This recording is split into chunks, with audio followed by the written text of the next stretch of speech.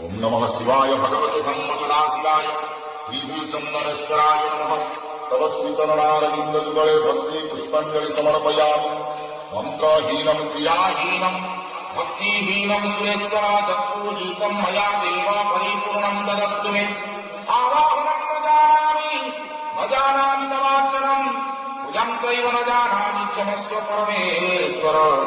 तदक्षर पदभ्रष्टं मात्राहीनं च यद्भवेत् तत्सर्वं क्षम्यतां देव प्रसीद परमेश्वर। पापहं पापकर्माहं पापत्मा पापसम्भव त्रयीमां पार्वतीनाथ सर्वपाप हरोद्भव। अपराधसहस्राणि प्रियं त्रयं निशम्मया दासयोनिति मन्मत्वा रक्षस्व चन्दनेश्वर।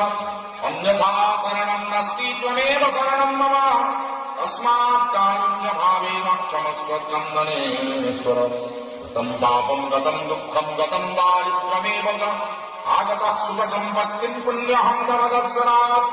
करचरणकृतं वा कायजं कर्मजं वा श्रवणनयनजं वा मानसं वा अपराधं विहितं वा सर्वामिति क्षमस्व। जय जय करुणाब्धे महादेव शम्भो महादेव शम्भो।